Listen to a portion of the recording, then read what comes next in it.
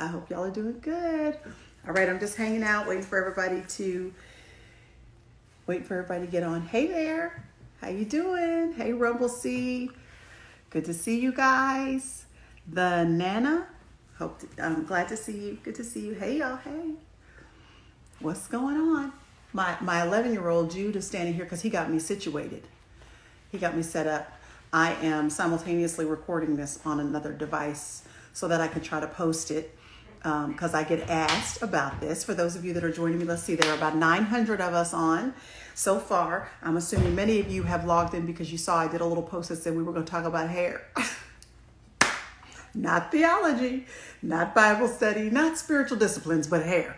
And that's because hair is ministry. How about that? So we're going to talk about hair. I've been asked to do it for a very long time, to do a little live, to just talk about hair. So I decided today, while I have on this green shirt, thank you very much, Lynn Wallace. You said that you like the green. I'd like to say thank you. Today I had to I loved doing a session on discerning the voice of God for an online conference, and I had the best time. So while I looked halfway decent in my good shelter in place situation, I was like, you know what, let me go ahead and do this live. So let me give everybody a chance to hop on. Good to see you guys. Hey, from Nigeria. Hope you guys are doing good. Thank you, Carolyn. Good to see you. Good to see you. Hey, Manda Fort. I appreciate y'all. Y'all are very kind. Hey, okay. So I'm gonna just jump right into the reason why we have all gathered together today. I started having to every now and then explain some things about my hair 20 years ago when I decided that I was going to go natural. For those of you that might be unaware of what that means, because maybe you are our vanilla sisters and you don't know what it means to go natural, I'm going to explain all of that, explain what the process was for me, what it looked like.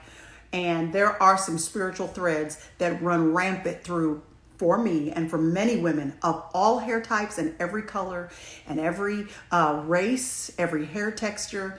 There is such a security issue that can be tied to our hair, particularly for Black women in a culture that historically has not valued all of our curly headed glory. So we're going to talk about all that. Okay, is everybody here? Laura, hey Crystal. Hey there, you watched my live session on hair previously. So what was that? Maybe 2 years ago or a year ago? So I'm glad you did. Every now and then I have a Saturday like today. Is today Saturday? Yeah. A Saturday like today. You know, our quarantine days are running together at this point. But every now and then we have an opportunity, like I have an opportunity to just be on an afternoon. I'm like, I'm going to do it today. The hair conversation. And then I'll leave time to answer some questions too, as I'm able to do that, okay? Hey there, good to see you from Baton Rouge, Louisiana. Good to see you guys. All right, I'm gonna jump in, y'all. And I could spend the whole time just saying hello to everybody. White girl mama with mixed hair babies. Girl, I got you. We're gonna talk about the whole situation, okay? Because it's a situation. And I appreciate you for being here because that means you acknowledge the fact that it is a situation and you need to be educated a little bit about the situation. So thank you for being here. All right, I see your questions. I'm gonna try to answer those. All right, so let me start by telling you a little bit about my hair story. A lot of women of color call it their hair story because we all know what it's like to have gone through some of the seasons that we've had to go through with our hair and what that has meant, the damage it sometimes has caused, not only externally, but to our self-esteem as well. And I have gone through this too. So I'm going to share a little bit of that. I got a relaxer when I was about 12, 13 years old. For Black women, a rites of passage, so to speak, into womanhood was when we got to get a relaxer, when we got to get a perm. Now, for those of you who don't know, a perm for a Black woman means the exact opposite of what it means for a white woman or a woman with a straight textured hair. So whereas a perm for a woman with a straight textured hair will cause it to be curly, for a woman like myself who has an afro texture hair, what it does is it straightens the hair, but it straightens it by breaking down the hair follicle. Now I need to tell you guys as I go into this, y'all are gonna have to be patient with me because I'm a little scattered in all the things I want to say. I didn't really organize a full on message or anything like that about this. I'm just kind of randomly talking. So forgive me if I stray every now and then. But I am not a hairstylist. I'm not a scientist. I'm not a chemist. I'm not any of those things. I'm just a girl who has curly textured hair, and I've walked through some seasons with my hair. So just hang in there with me. And if I don't say everything correctly, don't worry about it. Thank you, Natanjari Pascaline, something like that. Thank you. I appreciate you. All right. So thank y'all for giving me a pass in that regard. Thank you, Justin. Justina, I think. Take your time. I will take my time, girl. So anyway, what a chemical relaxer does for curly textured hair women is it breaks down our hair shaft to make it straight. So throughout the 80s, I was about to say the 70s, but really the 80s and the 90s strong, you saw a lot of African-American women with their hair straight. Most Black women wore their hair straightened, and the way it was straightened was by a relaxer. A relaxer it's a white, almost looks like white glue or paste, and it's put on most of you already know this, some of you may not, so be patient with me while I describe it. It's put on the roots of our hair so that as our hair grows out, we tame the new growth that grows out of our hair and put that chemical on it that breaks down the hair shaft. All right, this is all well and fine the first couple times you do it. But once you do this every 6 weeks, every 8 weeks, because like clockwork, we was up in that hair salon getting our hair relaxed like clockwork. This is something that you did not miss, okay? Yes, it doesn't smell great. It actually smells like a chemical. It smells like you're putting a chemical on your hair. After it's sitting there for about 15 minutes might be long. It's been so long since I've gotten one. I don't remember how long we would let it sit on there.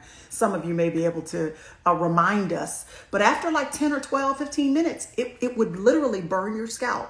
So I need you to get the picture here. For years and for decades, Black women were putting chemicals on their hair that we knew was strong enough to actually burn our scalp. And once that was rinsed out of our hair, oftentimes we would walk out of the beauty shop. I would walk out of the beauty shop with actual literal burns on my scalp. Okay, if anybody knows what I'm talking about, go ahead and just say amen, put your hand up, something, because I know y'all know what I'm talking about.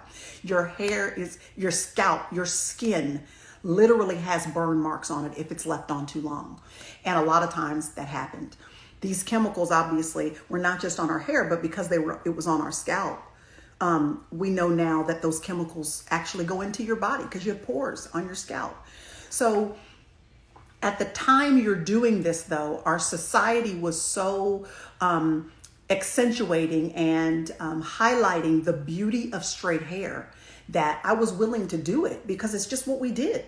We tamed our hair so that it in its natural state wasn't seen. We did everything we could to mask that. And so we would have scabs. I see somebody saying that. We'd have scabs on our hair. I had scabs on my head. And over time, as you were putting these relaxers in your hair and it keeps on breaking down your hair so that it's no longer kinky and coily and ziggly and zaggy, but it's straight and flattened out. After you do that over and over and over again, it begins to damage your hair. So a lot of times, again, we've seen a lot of women that have curly textured hair, particularly Black women with short hair. We have been convinced for a long time that our hair doesn't grow, that our hair can't grow. But really a lot of it was that we were breaking it down so much and putting such harsh chemicals on it that it doesn't even have an opportunity. It doesn't even have an opportunity to thrive, even if it wanted to. So I started that, my little rites of passage, getting a chemical relaxer. I started that when I was about 13 years old, because that was what we did. A lot of us waited until we were going into our teenage years, and then our mama told us we could do it. After she had been, using the pressing comb all the years before on the stove, not the kind that plugged in. They didn't have all that back then. It was just you sat by the stove, your mom turned a burner on, she put a hot pressing comb on that thing, and then she ironed out your hair. And so my sweet mom did that for me and my sister too, for special occasions. And then I got a perm and thought I was grown. Ooh, thought I was grown with that perm in my hair. So I did that until I was 24 years old. And this is really where my hair story really began to change. When I was 24 years old, again, so not for the first time, but again, I was looking at my hair and it just wasn't doing well. It was breaking off. It was damaged. Right over here, I'll never forget, but right here in my scalp, there was a patch of hair about the size of I was about to show my age and say a silver dollar. Ain't nobody seen no silver dollar in a long time, but it wasn't a quarter size. It's a little bit bigger than that. It was just broken off. It was like a circle of hair that you couldn't see because of a lot of our damage. You can't see. You know it's there. Ooh, if this ain't a spiritual lesson, I don't know what is. You know it's there. Other people can't see it. So you just sort of hide it. You keep combing over the damage that is there. I know y'all. I know that there are some women here that know exactly what I'm talking about. So you just sort of keep covering up the damage. And right under here, when I was 24 years old, again, I had a circular patch of hair that was only about this long. It had broken off. And at the time, I had just gotten married. And I had just gotten on some medication. And I went to my doctor because I assumed it was the medication that I was on. And I went to this doctor.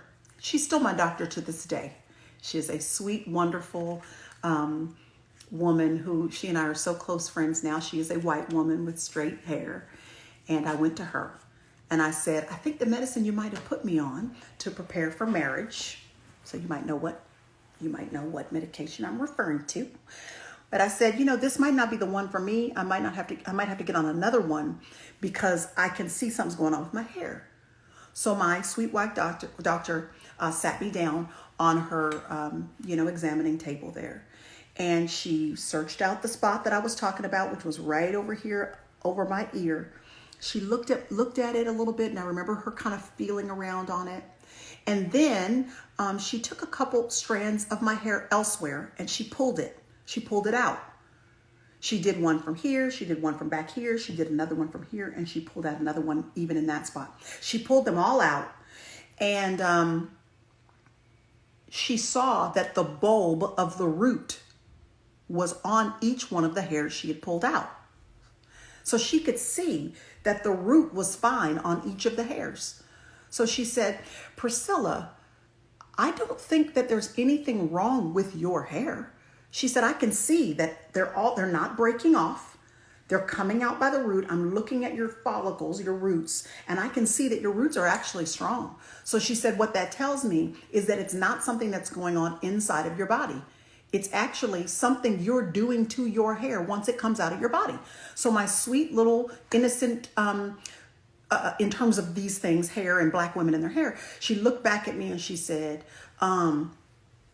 what do you do to your hair after it comes out of your head? That's what she said. So I said to her, well, girl, I get a relaxer.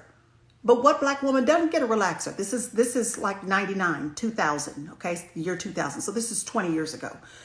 I said, I get a relaxer.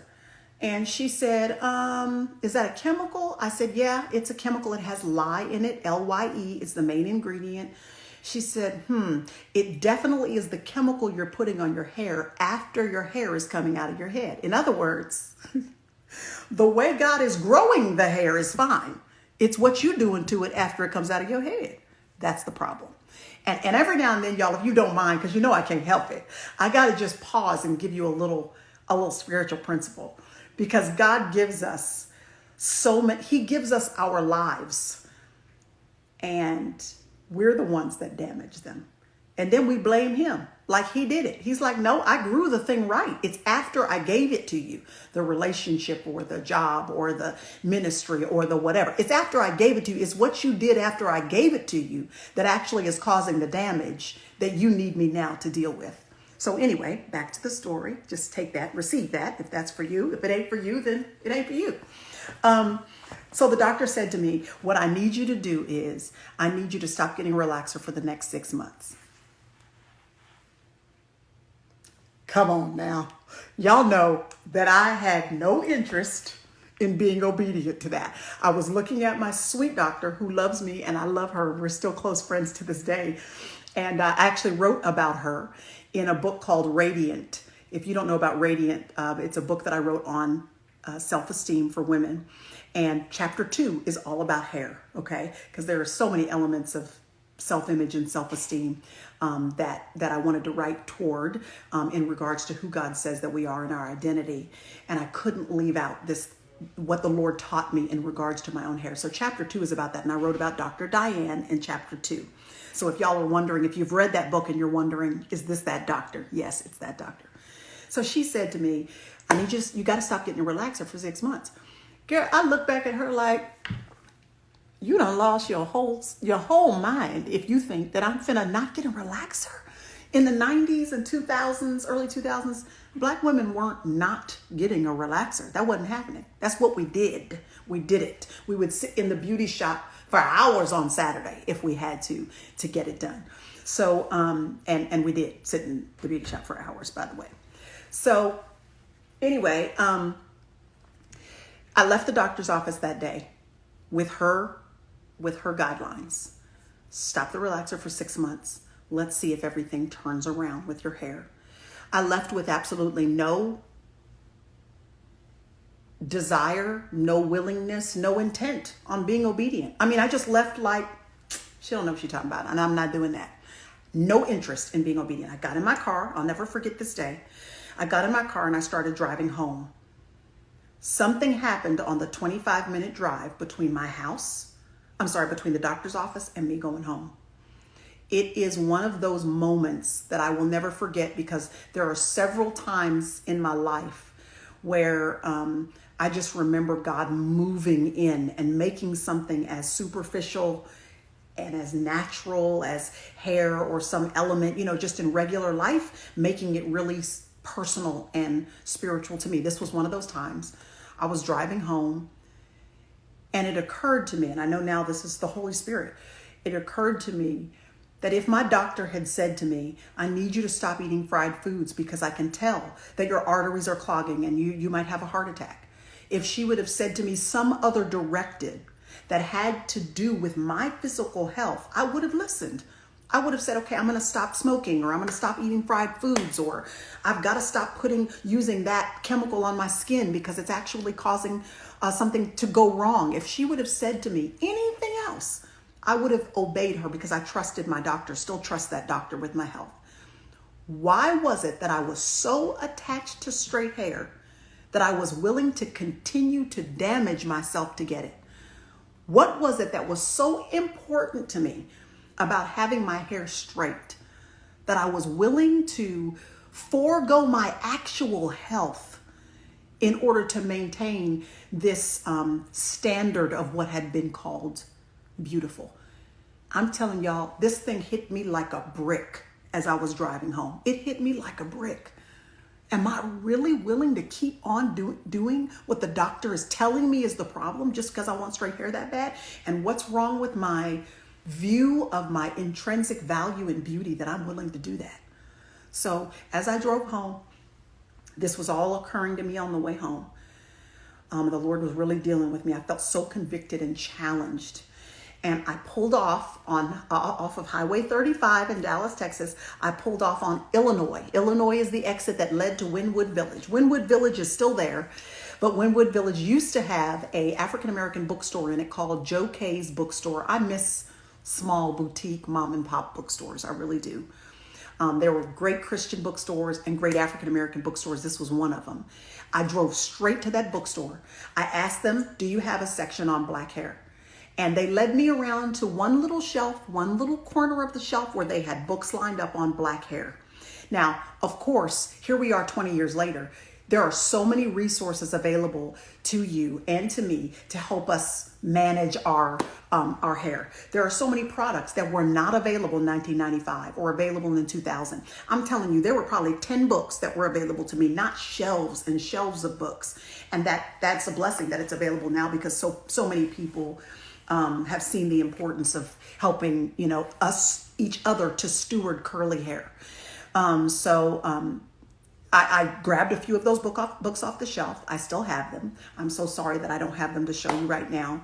But it doesn't matter because you can just now look up hair that you want or books that you want on natural hair. There are so many options available to you. And I grabbed those books and I took them straight to my mom's house. I went straight to my mom and dad's house instead of going home, okay? Because I'm having this whole internal crisis, okay? I go straight home to my mom and dad's, same house they raised me in.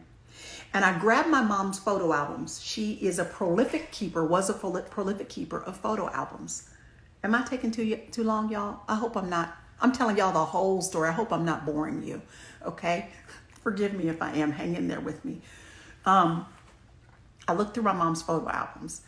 She kept tons of photo albums. We have them from when we were all growing up, and I have them too. Oh, thank y'all for saying that I'm not boring you. I appreciate that. I feel like I'm being long-winded.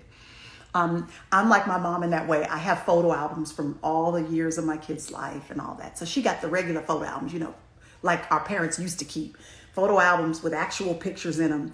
And I grabbed the ones from when I was pre-relaxer. So like 8, 9, 10, 11 years old. I opened up these books and looked at myself. And I saw these huge, thick ponytails. Huge, thick ponytails on either side of my head. And I felt my own hair, which at the time had a little bit of length on it, but it was real scraggly and thin and didn't have any body and didn't have any, excuse me, that's the doorbell. It just was so thin. I could gather up all of my hair in this tiny little ponytail. But in my pictures, it went from when I was little, I had these huge ponytails like this. You remember when you used to have the little rubber band thingy with the balls at the top right here, and then you had 2 little balls at the bottom of your ponytails, and your ponytails would be swinging on either side, and these big old thick plaits on either side of my hair. That's what I saw. And I remember feeling my hair, and I was like, that's me in the picture. That means I have hair. I have the potential to have healthy hair. But this ain't it. I mean, it was so thin. My ponytail was completely gone. And it just started to weigh on me. Am I really going to sacrifice my own health? The health that God has given me with my hair? Am I going to sacrifice my continued health as an adult woman now because I want straight hair that bad? And I started to pray about it. And this is what I want to encourage you guys to do too. If you're considering, I'm telling you my hair story, but you realize this ain't just about hair. This was the thing God used for me to help me begin to see clearly the areas of my life where I lacked a sense of significance that was rooted in Him, a sense of beauty because of the beauty He's given me, the intrinsic value that He's invested in me, that I don't have to look like her or act like her or be shaped like her. This could be about your figure. This could be about your hair. Yes. This could be about your skin color, that God has created you the way you're supposed to be created. Why is it? And I know why, partially, because we live in a culture that so celebrates certain kinds of beauty, certain kinds of appearances, certain sizes, certain styles, that we slowly start to lose ourselves because we start masking our real self and acquiescing to what someone else has determined was beautiful. And, for me, all throughout high school, I was a cheerleader in high school, and we had one of them serious teams where we were like in national competitions, and so we didn't just do football games and basketball games and stuff. We won like national championship cheerleading things. So you had to be not only just in uniform, you had to be uniform like for real. And our hair had to be uniform.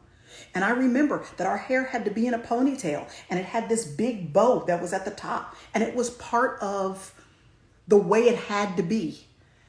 So for me, as a Black girl, coming into this system that had decided that the uniform is something that actually don't even work for me. My hair don't even fit in that barrette. But to make it fit in that barrette, I've got to now straighten it and put this chemical on it so that I just meld in a little bit more and a little bit more. And we live in a culture, not just in America, but in other cultures as well, where we don't even recognize the slow, progressive way that we begin to quiet our natural the way God made us, our natural inclinations. This could be even for your personality that we're talking about, that you've started to quiet your God-given personality because the construct you're in has determined that that's not good enough, or that's not the way it should be. So you don't even know who you are anymore. For me, I hadn't even seen my natural hair at that point in over a decade. I didn't even know what it looked like anymore. I was looking at my mom's pictures of me with those big plaits. I hadn't seen those plaits in years. So by the time I left my mom's house and I got back to my own house, I was done.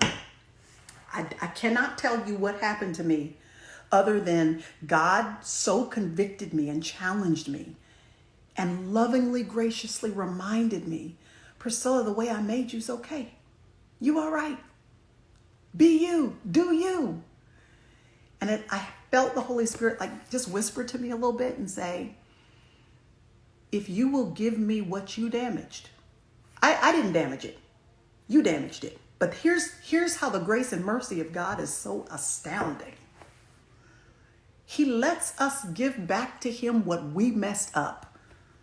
And then somehow in his grace and his mercy, he gives it back to us better than we had it in the first place anyway. That was what I felt sort of was the promise to me. Priscilla, if you will give me back what you damaged, I'll give it back to you. I'll give it back to you in an astounding way. So I did. That was the last time I ever got a relaxer. I think I was about 2 weeks away from my retouch. At the time I went to see the doctors, I was about 2 weeks away, okay? And y'all know, once you start getting about 2 weeks to retouch date, you start feeling them roots, they coming back in. You anxious to go ahead and get back to the beauty salon and get all this stuff situated. And so I could see the time coming. And at the time, I was married. I was 1 year into my marriage. I had married my husband with straight hair. I think it was about chin length or so at the time. So he was used to a woman that had some hair on her head and had a relaxer. And so for those of you that are married, please don't get off this live and decide to do what I'm telling you that I did. You need to talk to your spouse about this, because you can't just jar the man. I mean, you gotta be kind and gracious to the brother, okay? But for those of you that are single and you've been considering the avenues that you can take, if you're considering going natural, I'll tell you what I did, but there are other ways as well that you can do it, okay? So for me, I stopped getting a relaxer. I never went back. That's been 21 years ago now. Never went back to get a relaxer from that date. I waited about 3 or 4 months. So here's what happens. All your new growth is just growing in. Now, of course, the new growth is basically whatever the texture of your childhood hair is. When I say childhood, I mean past toddler stage. I mean, you're in your good 8, 9, 10s, 11s. You need to look back at your pictures to see what your hair was. That is likely what it's going to be. Now, the reason why I say that part, this is the reason why I say that part is important, because y'all, social media is killing us in this regard. We are looking to someone else, at someone else's Instagram feed, whose hair we love. Their hair texture is beautiful. There's so many of them that I follow. Natural 85. Her name is Whitney. Lipstick and Curls, I follow her. Paging Dr. Dre, I follow her. Dr. Cami, there are many of them. The Growth Guru is another one of them. I follow all these incredible women who have these beautiful heads of hair, and I follow them mostly because they're able to do tutorials. People have been asking me to do tutorials. And I want to tell y'all, yep, there's Natural 85. I've been following her she's been doing this for like 15, 16 years now. So people have been asking me, will I do YouTube videos on hair? The answer is no. I'm not doing it. So can I just get that out here right now? I'm not doing natural hair videos. They take so much time and effort. Editing them, getting them all together, all that stuff. Tayani Ferris, the actress, she's doing some hair tutorial now. So there's so many out there. Y'all don't need me to contribute to that. So there are women that I admire so much. They're doing that. And if you watch them, you will find ways that you can style it, products that will work for it. But the problem is, if you're looking at someone whose hair texture is different from you, then you start thinking when your hair grows out, it's going to look like that girl's. And then you think that the products that work on their hair are going to work for your hair. And it can become you can become very disappointed, very disillusioned. You can become very frustrated because you really actually still aren't enjoying your hair. You're trying to get your hair to do what you see on her hair on your social media feed. So follow those people, celebrate those people, enjoy what they do have to teach you, but don't get wrapped up in the fact that my hair gonna do that. Because no, her hair texture, not your hair. Honey, you a 4C, she's a 3C. It's not gonna work out the same on your hair as it does on hers, and that's okay. For those of you that don't know what I'm talking about, the 3C, 3B, 3A, 2C, 4B, there is basically a, somebody help me describe it. I was going to say rating, but it's not a rating of hair. It's just a labeling of hair texture. There are labels that go with each hair texture. And so I don't even know, some people know what theirs is. I don't even really know exactly what mine is. But I will tell you that most of us that have curly hair, most of us have different textures in different parts of our hair.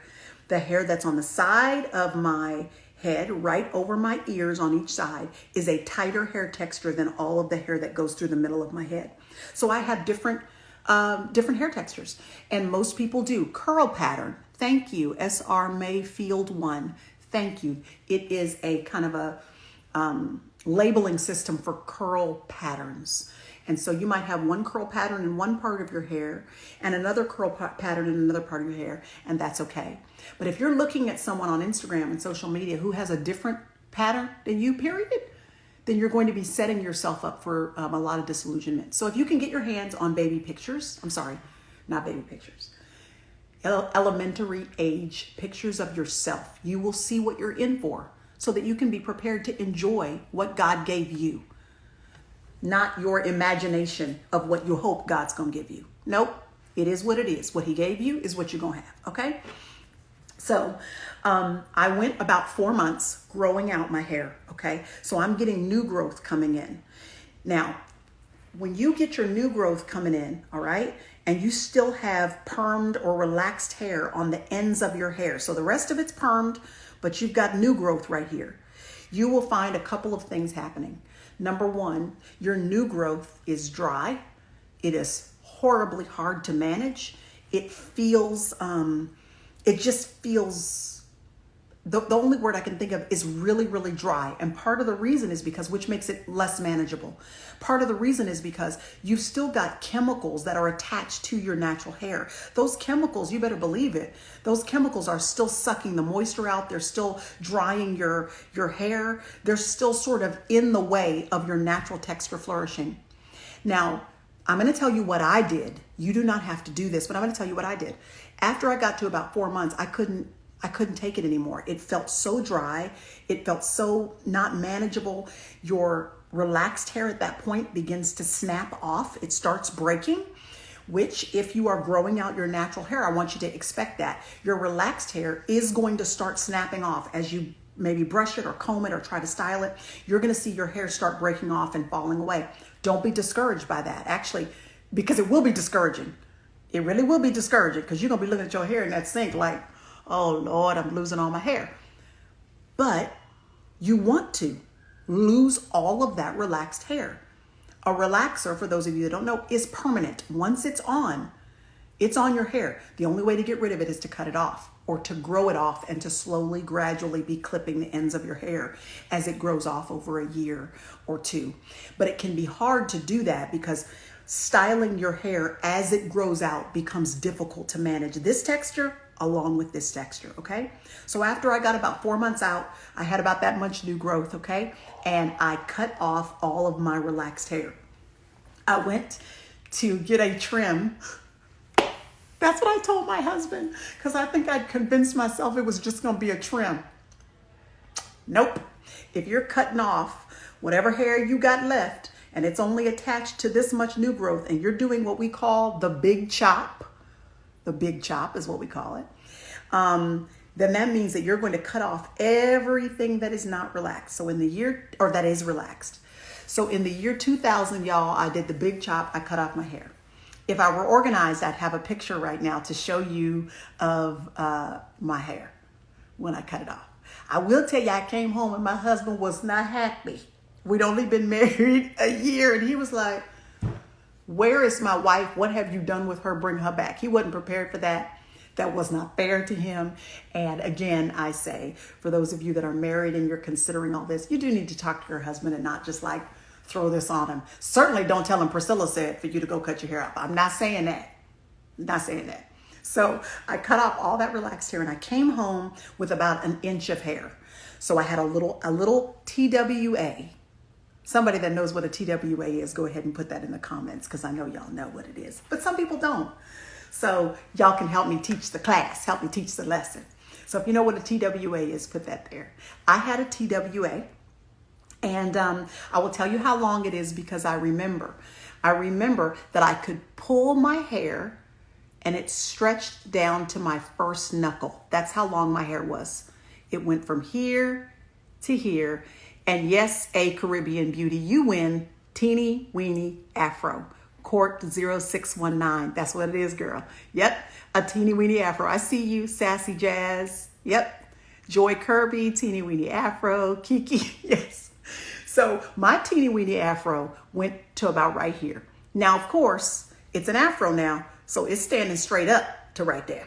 All right. So I've got this much hair on my head, literally about an inch worth of afro all over my head. So if you can picture me looking more like this, that's exactly what I look like. And I came home and surprise, husband, boo. So I will tell you that I wasn't really a short hair person. I didn't love my hair like that, but let me tell you what I did love. When I came home that day after getting it cut off was one of the scariest things I ever did. Oh, and I should back up and say, I kind of already said this, but I should back up and say, I do remember the drive there. And I remember talking to the Lord and saying, oh gosh, should I do this? This is a big deal. I've never had hair that short in my life. And I do remember the Holy Spirit kind of whispering to me again. He said, if you give to me what you've damaged, I'll give it back to you bigger and better than what you had in the first place. I will never forget that, y'all. And I don't want to over spiritualize it for you. I'm just saying this is what it was for me. So I went, got it cut off, came back home, and I had this little afro. I got in the shower that evening and I let the water just run all over my head. I had never done that in my entire life. Get in the shower.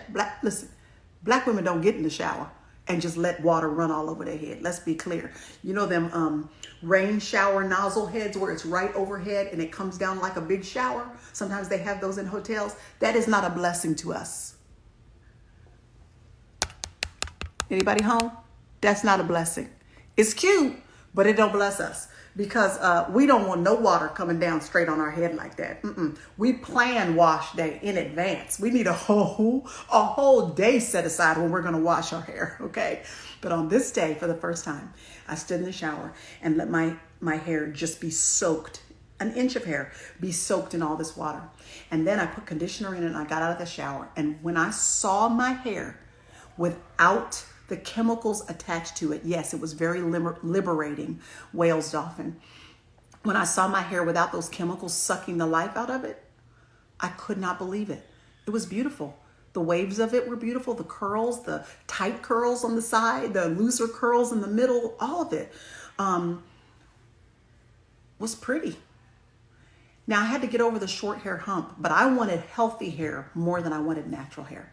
And I know for a lot of women, that's not your goal. That was my goal. That might not be your goal. I was on a healthy hair hunt and I was willing to do whatever it took to get over this hump of having patches have an issue right here. Y'all remember the days where you got to get a protein treatment and get a treatment over here and work on this and this side is breaking off. I was tired of all that. I wanted healthy hair more than I wanted to have a hairstyle that I liked. So you've got to decide what your goal is. Your goal might still be style. There's nothing wrong with that. That means decide what style you like. And if it's going to be a little bit damaging to you to do it, nobody can question the intent of your heart. And that's really all I want to get at to you. You know whether or not you're doing it because you're trying to please other people or whether it's just the style you like. Girl, if it's a style you like, wear the style you like. Enjoy your life. But if you recognize that you're actually doing things that are damaging to you because you're trying to appease people or feel included or feel a part, that's the thing that I'm saying. We all have to watch that in every area of our life. And for me, this hair situation is what the Lord used to show me that. But he put this almost militant desire on the inside of me to have healthy hair, even if I didn't like the process that was required to get there. So I see you, Junie Mosi, author. You're on a healthy hair journey. Good for you. Good for you. All right. So I'm going to tell you what I did that hopefully has helped me to have healthy hair, because my hair has thrived over the past 20 years. It has. It's thrived. The main thing I have done is that I have not had chemicals in my hair for 21 years now. I don't get texturizers. I don't get relaxers. And I'll tell you, my hair is straight right now, and I'll tell you why in a second. But I don't get relaxers, nothing. I don't put no chemicals on my hair. About 10 years into having natural hair, I did get I got some color. I thought I was going to try some color. It was a natural color that was supposed to be less harsh. And I got that color. It was just a light brown highlights. My hair was dry, brittle. I could tell that it was going to make my hair break off some more. So I grew that off and was done with that. That's the last time I ever even tried any chemicals in my hair. I'm just letting it be. The second thing that I did that over the years helped me the most, and this is going to be the hardest for many people who want healthy hair, but you like styling your hair in certain ways. I'm going to tell you, this is just for me. For the first 5 years of having natural hair, I did not put any heat in my hair. Not a blow dryer, not a curling iron, not a hot comb, not a nothing. I didn't put any heat in my hair. I feel like I have to wait and see the comments about that right there. No heat. Ooh, hashtag no heat. Somebody's taking notes. Tosh, are you taking notes, girl? Okay, so I see somebody crying about the no heat. I know, see? Yeah, I see you going like this, Brenda. No heat. So for 5 years, ouch, you right. For 5 years, I didn't put any heat in my hair. After about the 5 year mark, and I'll tell you the style that I did. Let me back up and tell you the styles that I did. So my hair was growing out from a very short place.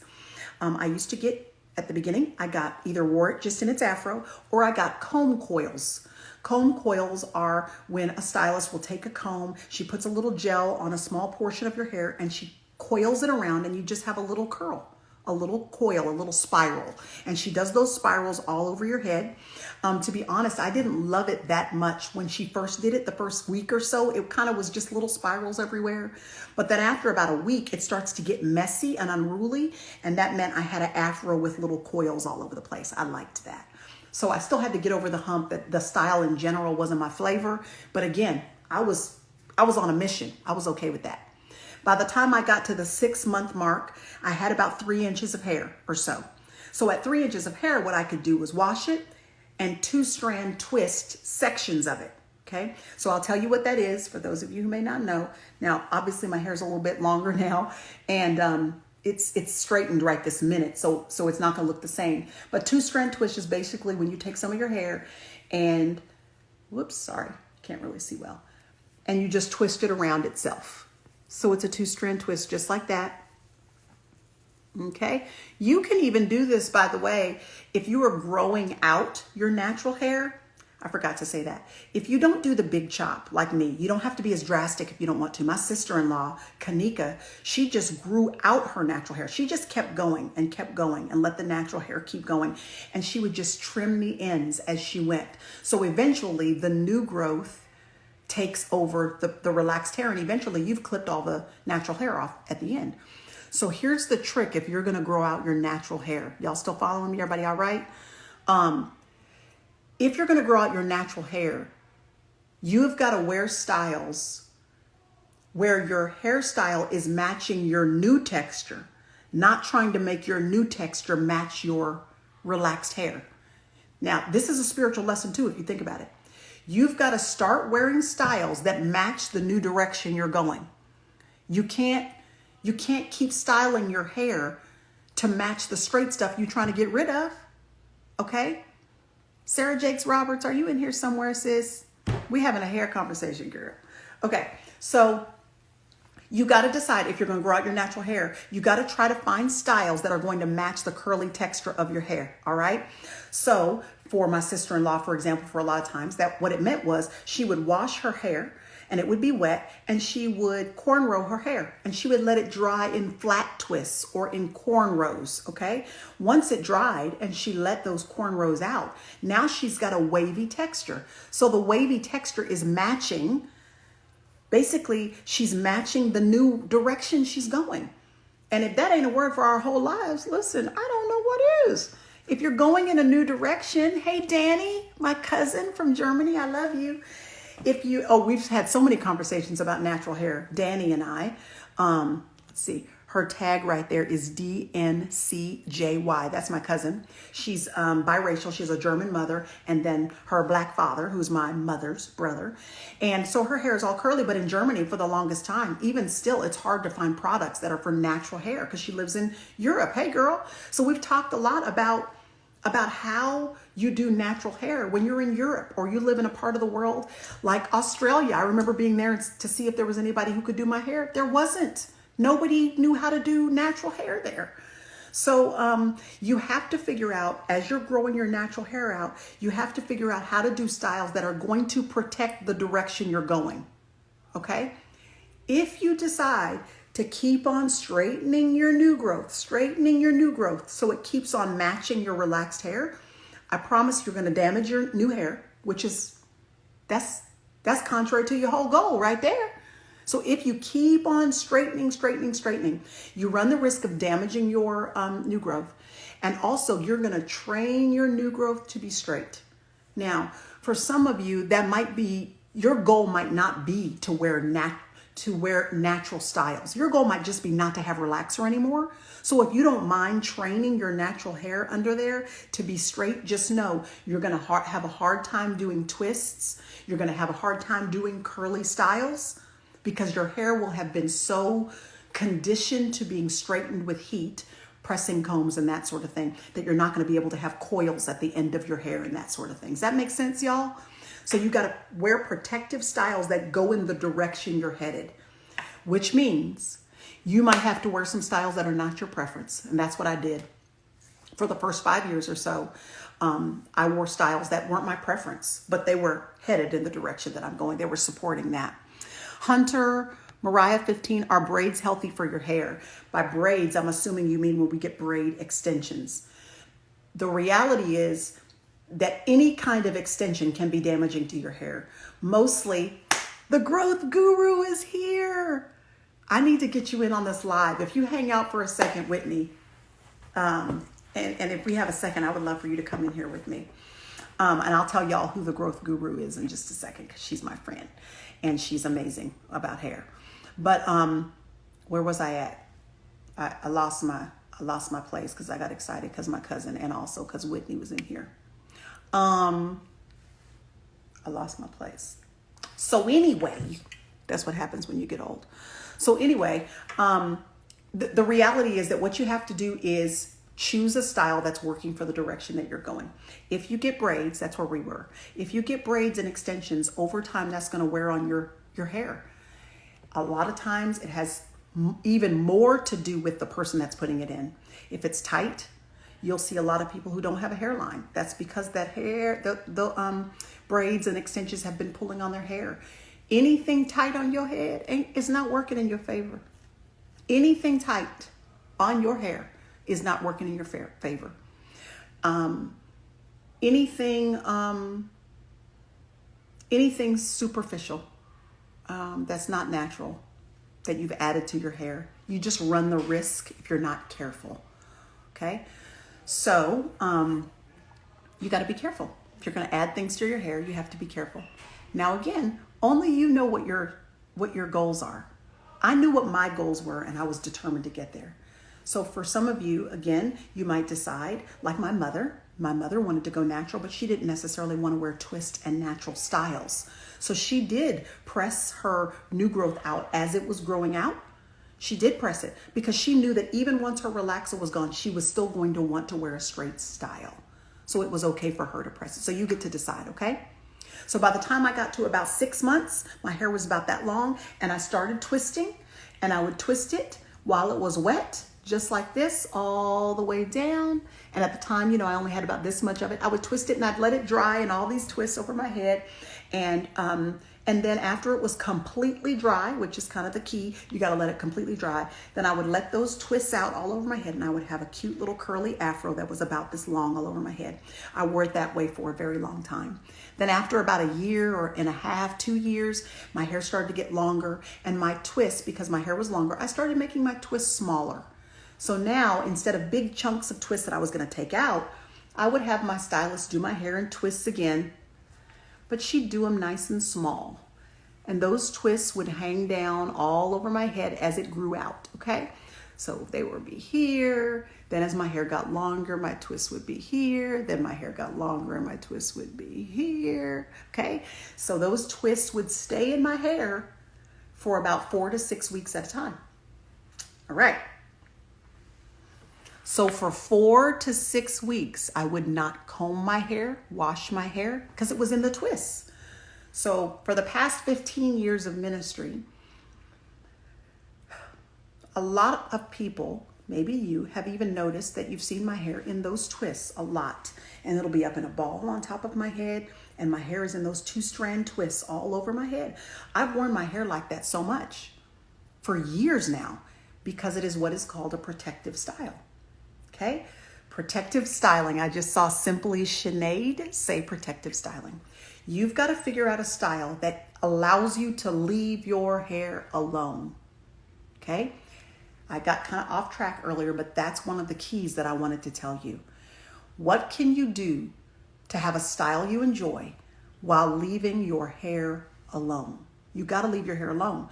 For those of us with curly hair, combing it every day is antagonistic to the goal of growing out your hair. Brushing it every day, washing it every other day dries your hair out. As women of color with curly hair, we don't thrive by manipulating our hair every day, every week, day in, day out, straightening, drying, blow drying, all that stuff. It's not helpful to your hair. You got to find some style that, again, depending upon your goals, my goal was to grow my hair out in the most healthy way. So for me, I found a style that, even though at the beginning of it, it wasn't my favorite style, what it did was allow me to leave my hair alone for 4 weeks at a time at least. And then after about 4 weeks of those small twists being in my hair, I'd take the twists out and my hair would have kind of basically been molded into a wavy kind of curly style. So most of what you've seen of me over the past 15 years has been either in the twists, or I took the twists out and my hair was all curly, and I'd wear it that way for about a week. Then I'd go back, wash my hair, comb it out, condition it real good, put it back in the twists, and I'm done for another 4 weeks. Does that make sense? So if you saw War Room, my hair was in a twist out. That's what it's called when you take the twists out. For those of you with, I'll try to save this live. Letters from the Kingdom, I see you. I'll try to save this live. I see someone put moisture, moisture, moisture. Yes. What protective styling also does is help to retain the moisture that is in your hair. So the more your hair, like I don't wear my hair out like this, and I'll tell you about this in a moment, but I don't wear my hair out like this often at all. And the reason why is because as our hair is exposed to the elements, and as our hair has to be combed when it's in a style like this one, that over time, not just 1 month, not just 2 months, but over time, if you're constantly wearing your hair out and it's exposed to the elements and those sorts of things, it's going to be damaging to our curly textured hair. So I still mostly wear my hair in protective styling. I probably have my hair straightened like this 2 or 3 times a year. Used to be just once a year. Now a little bit more, 2 or 3 times a year. And then I get it clipped off at the ends. Every time I straighten it, which again is just 2 or 3 times a year, I'll clip it at the ends and I wear it this way for that month or so. And then I'm getting ready. In fact, in the next few weeks, next couple weeks, I'm going to have it washed again and I'm going to have it conditioned. I sit under a hair steamer to get that moisture in there locked and sealed into my hair. And then it will be twisted.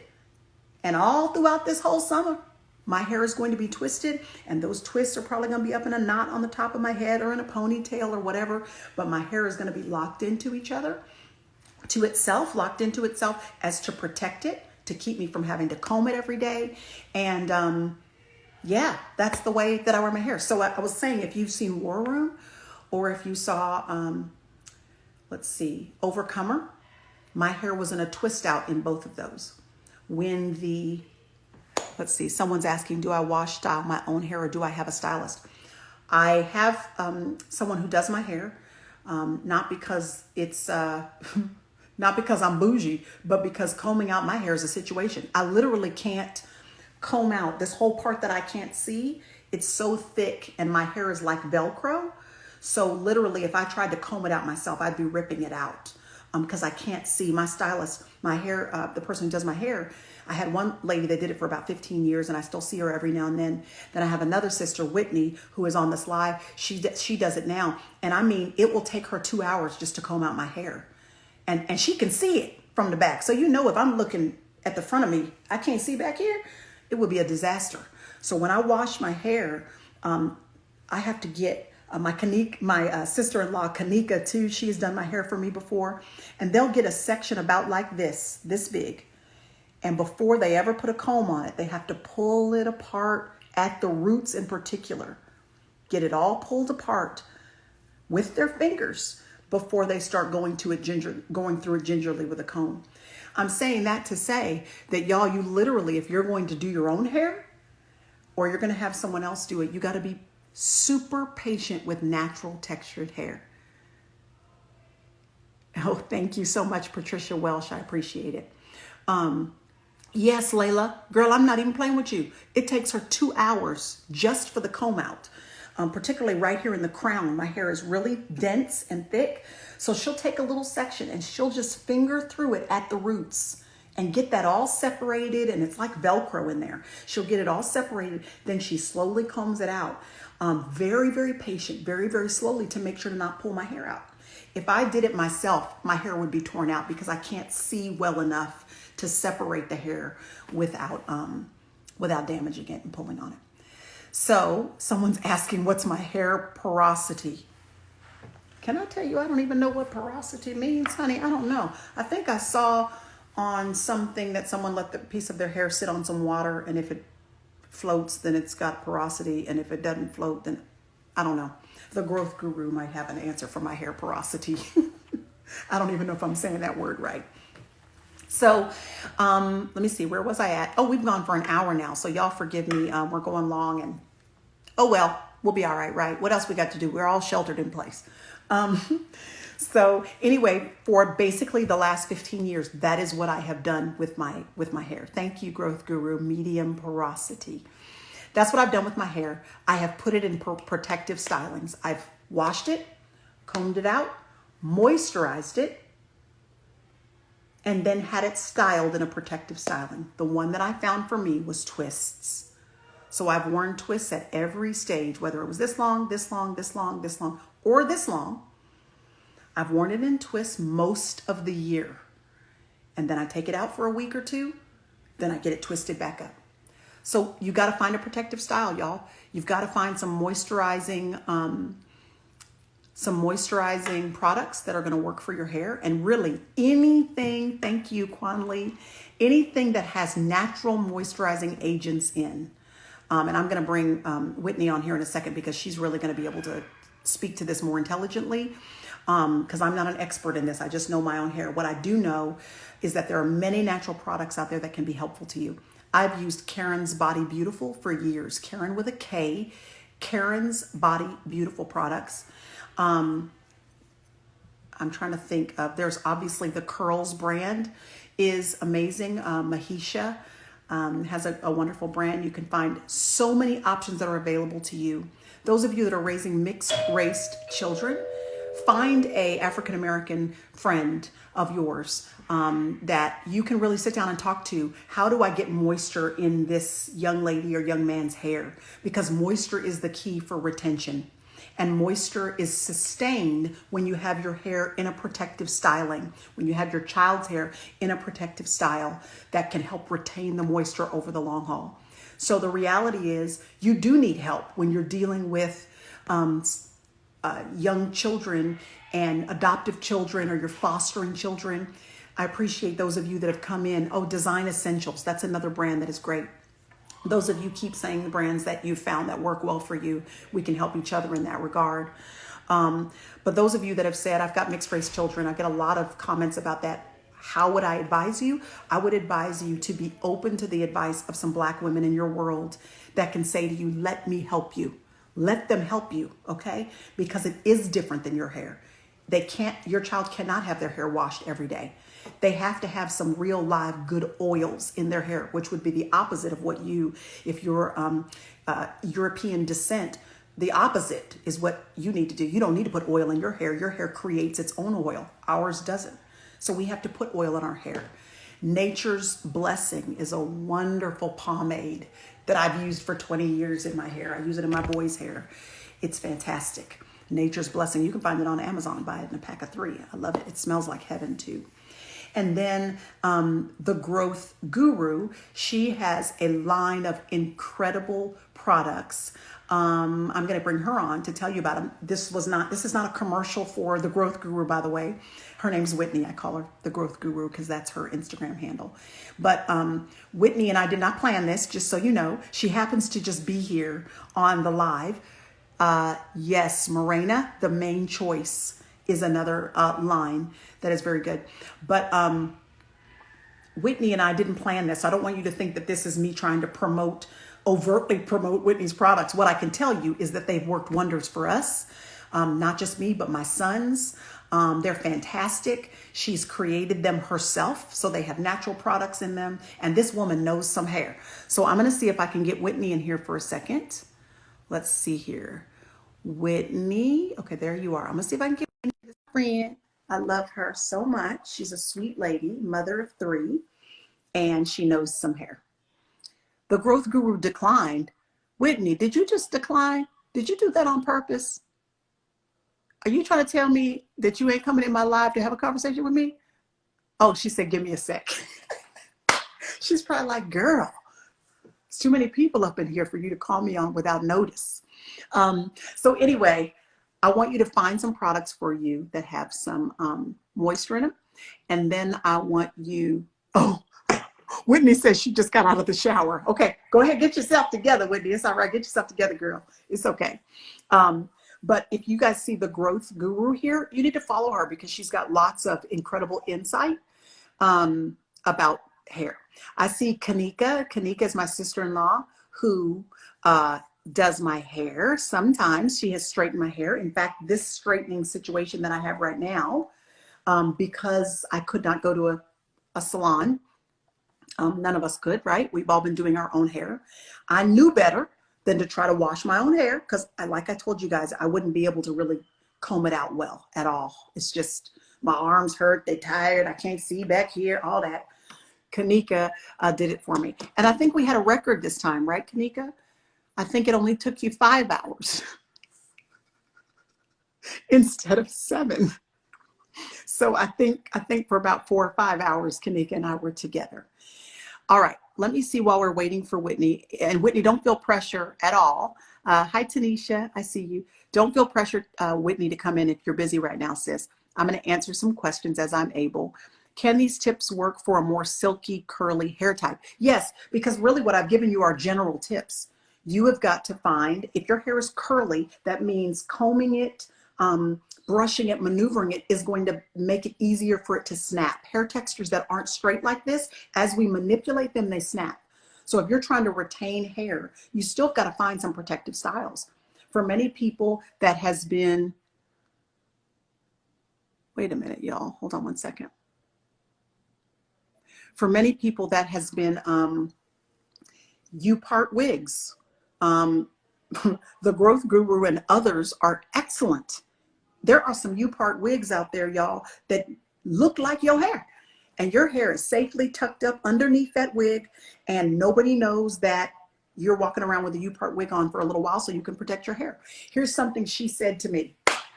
Somebody's asking, what's my hair type? I don't know. I'm going to have to ask Whitney that. She might know. But somebody said, actually Whitney said to me that your hair, your own hair on your head is like a Bentley, like the car, a Bentley. She said, if you had a Bentley and you had a Honda or a Chevrolet or something, would you drive the Bentley every day? Or would you want to protect that? And actually, would you drive the more functional car every day and protect the more valuable car? So so she's right. When I thought about it, I was like, that's a great illustration. She's like, you don't wear your own hair all the time, every day, wearing it out, putting a curling iron in it all the time, brushing it, combing it. Not those of us with curly textured hair. That's going to bring damage to our hair more quickly over time. She said, every now and then you just got to park that stuff in the garage. Leave it in the garage. Take out some other stuff that can be more functional, and you can curl it. You can do whatever you want to do to it, and it doesn't damage your hair at the same time. So we've really got to value the hair that's on our head. So anybody else, questions? How do you care for your hair when it's straightened? So like right now, my hair has been flat ironed. This is one of the 2 times this year, or 3 times maybe, that I will flat iron my hair. And honestly, I'm pretty lazy about it. I just have it like this. Most of the time I have it in a ponytail, or, you know, when I go to sleep at night, I might put it on a pineapple on top of my head, and I just have it in a ball of some sort like this, and then I go to bed. So I certainly am not curling it every day. I guess I need to say that. I'm not putting a flat iron in it every day. I'm not putting a curling iron in it every day. We have had to do a lot of filming and online things online. So I have had to have my hair kind of done for some events with the whole shelter in place thing. You know, everything's moved to online. So when I've had to do that, I do have some old fashioned hot rollers, you know, the kind that you plug in and they're in a little set. And I will put like 5 hot rollers in my hair. Those sit there for a little while. I take them out. And then because my hair it doesn't hold curl very well when it's straightened like this, because it's kind of heavy, I have some, they look like flexi rods, meaning they're those long rollers, but they're cloth, so they don't hurt to sleep in. They're smushy. And I just roll my hair up in them. They have a snap at the end. I snap them, and I'll go to bed with like 4 or 5 of them in my hair. And that helps it to retain the curl for the following day if I've got, you know, to do online Bible study or filming or something like that. But what I don't do is still put heat in my hair every day. I still don't do that. I don't put heat in my hair. It might be once a month that I put heat in my hair. So I just am adverse to that sort of thing. I know. I'm so sorry I don't have the pictures. I'll try to work on that. I'll get better at being organized. How do I handle gray hair? Girl, I don't know yet, because see, this is the only one I got. See that one right there? That's it. That's the only gray hair that I have. So I can't tell you how to handle gray hair. I will ask the growth guru the question about wigs when she comes on. Let's see here. How do I maintain protein and moisture balance? Do you use protein treatments? I don't specifically use them anymore. I think I did use them a lot when I was getting a relaxer, but you had to, because you were stripping your hair of everything with the relaxer. But now in our natural state, if we're just continuing on with But for Love, you needed to do a rollout. Yes, girl. But for those of us who are wearing our hair natural, if we just keep our hair moisturized, then that means that that moisture in and of itself, including deep conditioning treatments. I saw someone ask about that. Yes, including deep conditioning treatments. I will do those when I get my hair washed. I always do a steam treatment. Steam treatment means that it's kind of like a hair dryer, and you can get one online, but it's kind of like a hair dryer that you can sit under, but it actually creates steam. Okay, so I will have conditioner all over my hair, and then I just kind of pull it up just like this and kind of get it around like that and pin it all up and everything. And then I'll tie one of those long boot socks around my head, because sometimes it starts dripping and it's hot and it hurts and blah, blah, blah. So I tie that around my head, and then I sit under a steamer, and the steamer just lets all that moisture soak into all of your hair and retain for a longer period of time. So I try to do a steam treatment every single time I get my hair done. No matter what style I'm doing, I try to get a deep conditioner or steam treatment, because remember, I'm only doing it like every 6 weeks, not more than that. Sometimes it's 8 weeks. one question I'll ask, and then I'm going to get Whitney in here because I see that she's ready, or one question I'll answer. I do blow dry my hair one time, and that's when I get it done. So when I go get it done every 6 to 8 weeks, wash, comb out, steam treatment or deep treatment. Okay, so a good conditioner that's got lots of oils in it, and you sit under a steamer so it can kind of let it absorb. And then it is combed out slowly, patiently. Got to be real patient about that. If you don't have a Denman brush, Denman, go get one on Amazon. Denman brush, really great for helping to comb out, slowly comb out hair. Or a wet brush is another one. Kanika, let me know if I have that right. But the wet brush is helpful as well. Mostly what you need is your patience, okay? If you can't be patient with your daughter's hair, if you can't be patient with your own, you need to get a sister-in-law or a cousin or your mama them or your aunties or a great hairdresser who can be patient with that curly textured hair. And then it is blown out. So after my hair is combed out, then it's blown out even before I put the twists in. There's several reasons for that. I'll tell you real quick, then I'll get Whitney in. The reason why I blow it out, the main reason I blow it out before I do twists is because when my hair is wet and dries on itself, it gets so tightly coiled in my roots that it is actually more damaging for me to let it dry on itself like that, because it's like Velcro trying to pull it apart when it's time to redo it. It starts to lock and become like dreadlocks. And so since I'm not locking it, which by the way is another great option for you if you want sister locks, dreadlocks, those are options. But anyway, it literally locks on itself. So when I blow it out, that at least relaxes it enough that when I twist it, it will enable it not to be so tightly coiled upon itself, which might tear it when I have to pull it apart. Hope that makes sense. Another reason why you can blow it out once every 6 weeks or so is because that lets you keep your twists, the length of your twists. Okay, so shrinkage is real. Did y'all know? Did you know that shrinkage is real? It's a real thing. For those of you that don't know about shrinkage, let me inform you that shrinkage is when a woman of color washes her hair, and when that water starts to drip out of her hair and her hair starts to dry, it goes from this right here to this right here. I kid you not. You could have 20 inches of hair that looks like 3 inches after it's wet and has dried on itself, because it shrinks upon itself. So if you want your twists, for example, or your style to retain its length, that means you've got to knock the water off of it with a blow dryer so that it will already be fairly dry, at least when you put your style in place. And in that way you can retain the length instead of shrinkage sort of causing it to draw back up again. All right. I hope this has been helpful to y'all, right? Teaching you how to get closer to Jesus and keep your crowns beautiful. Yes, yes, yes. Okay, I hope it's been helpful. Let me see if I can find Whitney.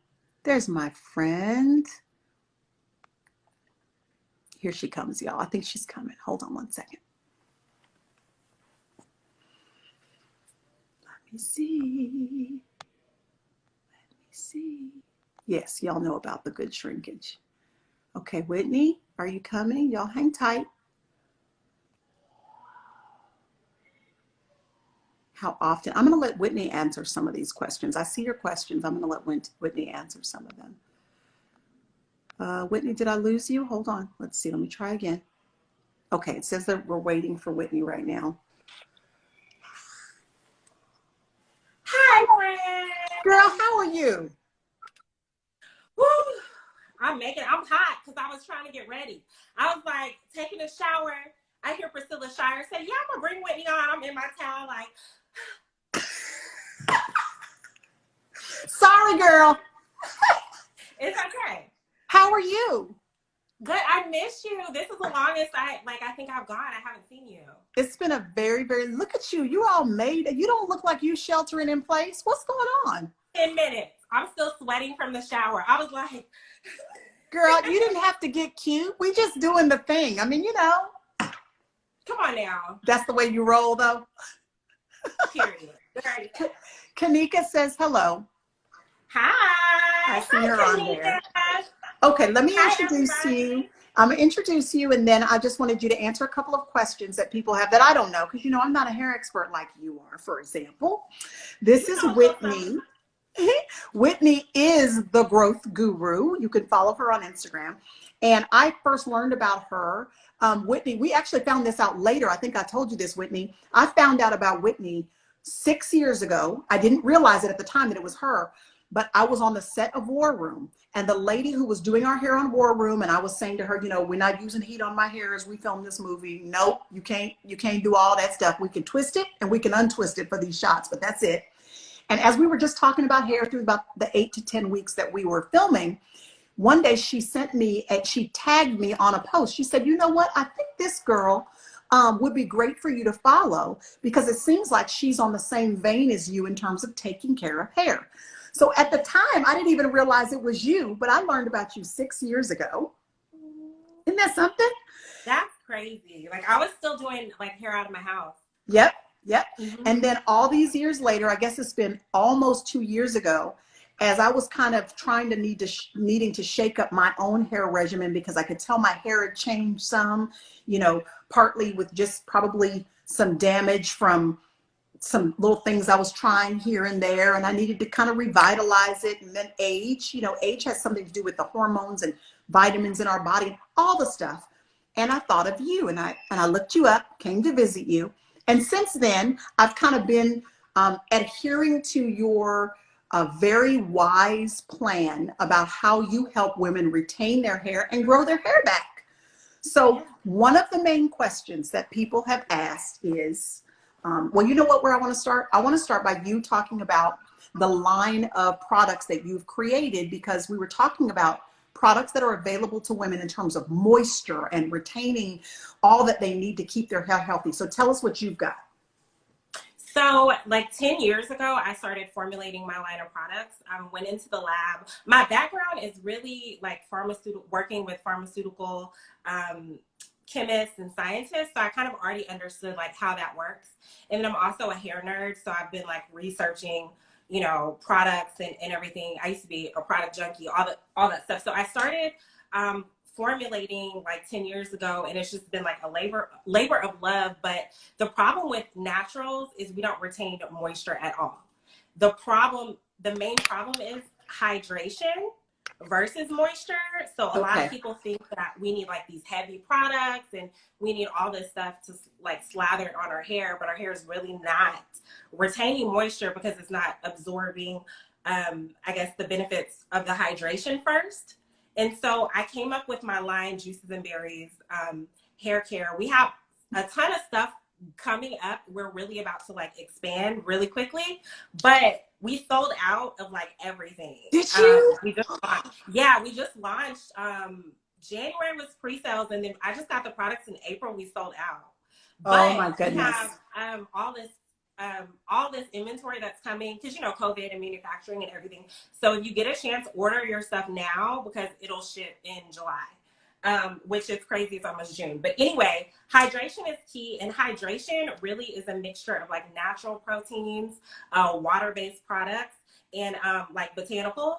And so I have a line like I'm in my office. So they were like sitting here. But these are the products, and I've actually been using this stuff on Priscilla's hair for probably like the past year. Every time I was getting like a new formulation, I've been using it on Priscilla's hair, especially the leave-in conditioners. So it smells amazing, but the key to retaining moisture is to hydrate your hair first, and then you moisturize. So what does that look when you, help to differentiate that for someone who's like, okay, I just do my hair at home. Could you tell me if I need to moisturize and then hydrate, what does that actually mean? Okay, so your hydration routine, like with my line Juices and Berries, we start off with a co-wash, but if your hair needs to be shampooed, we always recommend to shampoo it first. I'm still launching like the shampoos and everything from the line. So you'd want to start by cleansing your hair. I am a huge proponent of co-washing, which for those of you that don't know, it's like washing your hair with a conditioner. It's a gentle cleanse. So this right here is what we use, and I've used this on Priscilla's hair as like a rinse, kind of like after I've done her shampoo. And this has a ton of slip. Slip is so important, as you know, because you say your hair is Velcro. I say your hair just really loves itself. So to get it to kind of slide apart for us, I I love products that have a ton of slip. So the co-wash is essential. And you actually detangle your hair with this end, and it keeps your hair from breaking off because of the slip. So the second thing, I'm big on leave-in conditioners. And we always do a spray leave-in. It's a liquid leave-in. This like replenishes the hair, because I don't know where y'all are. We're in Texas and our water's super dry. So this replenishes everything that the hard water strips from your hair. This has like quinoa in it, rice protein. It has like amla, bergamot. And so we use this first. And then we follow with a secondary leave-in. This is called the quench cream. And I've definitely used both of these on Priscilla for sure. While we were like testing formulas and everything, and her hair loves all this stuff. So this right here is fortifying, and this pretty much starts to protect your hair from like environmental stuff. And it really, like, if you have curly hair, you start to see your curls kind of come alive with the quench cream. But everything in our line and everything I use on Priscilla is lightweight. So I'm not a fan of heavy hair, never been like a fan of heavy hair. Even if you have a fro, your fro should still have life, and it should still bounce and move and all that stuff. So we always do this first. And then moisture, you can still in moisture with an oil.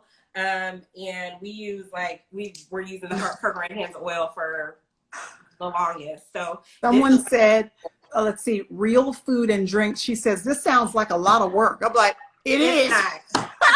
It's literally like steps. It's like it's you just cleanse first, and then you it's like taking your vitamins. So you're going to cleanse first, then you're going to take your water, and then you're going to put the vitamins on. And then the moisture would be more like, your meal, I guess. Yes. But in order to retain the moisture, because if you just put like moisturizing products on your hair and it's not fully hydrated, it's going to be super dry, like as soon as your hair dries. So this like keeps your hair really soft. But it's just like taking your vitamins. Got it. Okay. Yeah. Let's see. I think maybe Tammy Franklin is here. Hi, Tammy, if you're here. I miss you too, Tammy. Yes, absolutely. Okay. There are a lot of questions about your hair. Would you please tell us about your own hair and what you do to protect your hair? Yeah. So for me, I'm huge on like protective styles, low manipulation, low tension. Priscilla and I definitely like agree on that. I have a ton of hair personally, but I ain't got time. I'm not going to be like we talk about, we're not gonna be brushing it every day, doing twists every week. Like I'm not. So for me, the main rule of thumb, if my hair is dirty, I will shampoo it. If it is not, I'm probably leaving it alone. Right now I'm protecting, I have a line of natural like wigs, ponytails, U-part wigs, all that stuff. So right now I'm actually in one of my pieces that looks just like my hair, but my hair is happily marinating. That does look just like your hair. Yeah, my own mother can't tell the difference. So at this point, it's like pointless, to take my hair out of the garage, as you would say. Yeah. So yeah. So how do you feel about wigs? Because someone was asking that. Could wigs be damaging, or do you feel like no, they're helpful to your hair? Speak to that. They can be very damaging if you're not wearing them the right way. So it's like anything in moderation, everything in moderation, but you have to wear it the right way. The rule of thumb is this: your skin is the biggest organ on your entire body. So if something doesn't feel right, like if the wig feels tight, or it feels like it's rubbing, or it feels like it's pulling, it is. And your skin is trying to alert you that something's wrong. So I'm not a huge fan. I know frontals are like huge, and the glue and the tape, we don't do any of that at all, but you should not feel uncomfortable. And if you do feel uncomfortable, it means you need to make some adjustments. Got it. Okay. Now, this is something else I wanted you to speak to, because I remember sitting in your chair one day, getting my hair done, and you said, Priscilla, do you want me to do your edges? And I remember looking up at you going, I don't even really know what you mean by that. And you said, well, do you want me to lay them down? And I said, girl, no, I don't ever do that. And you said back to me, that's why you have edges. That's what you said. You said you have edges because you're not trying to lay them down all the time. So edges are a big deal, especially for Black girls. We got to get these situations figured out. So I want you to just give fair warning about what's the balance of having our edges situated, but also being mindful of the fact that situating them too much could actually be damaging. Yeah. So here's the deal. I'm also like Priscilla. I do not care if my edges are slick or not. my edges are like this. So I'm not going to try to get them to be something that they're not. And I think that at the end of the day, that's the philosophy that I have. Like, Her Growing Hands are my salons. And wait a minute, back up. You said that really quick. Her salons are called Her Growing Hands. So if you go to at Her Growing Hands, and don't forget what you were going to say, Whitney, but I don't want to go so fast that they miss that. At Her Growing Hands, if you follow them, you'll see that because Whitney is a boss. This is what you need to know.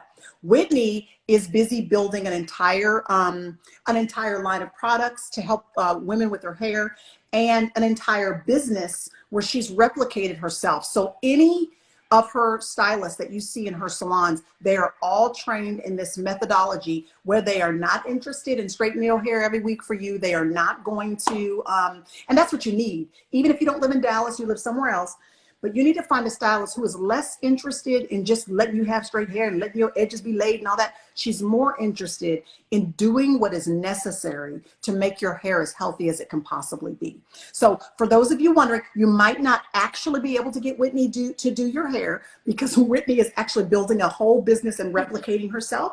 But any stylist you get of hers, you need to know they all use the same philosophy. Okay, go back to what you were saying. Okay. So I'm not one of those girls who like loves sleek edges. My edges can be on like Frederick Douglass and I'm cool. Like, as long as they're there, it doesn't bother me. As long as they're there. As long as they're there. You know what I mean? I'm just happy that they're here. So here's my thing. When you were talking earlier about the big chop and the spirituality of it, it's so spiritual to me. Hair is spiritual to me. And I always say, like, my platform is healthy natural hair, but my ministry is self-love and acceptance. And there are so many of us women of color and women with textured hair that have so much trauma and pain behind their hair. And so my methodologies are centered around you loving yourself exactly the way that God created you to be, and you're perfect. You're perfect. Every kink, every curl, every wave on your head, he knew what he was doing when he put it there. And so for you to permanently try to change that, thinking that it's not good enough, or that it can't perform, or that your hair is not worthy, on its own, is like, it's a spiritual thing, And so that is essentially what I do. And that's why I say I'm not a hairstylist, I'm a healer.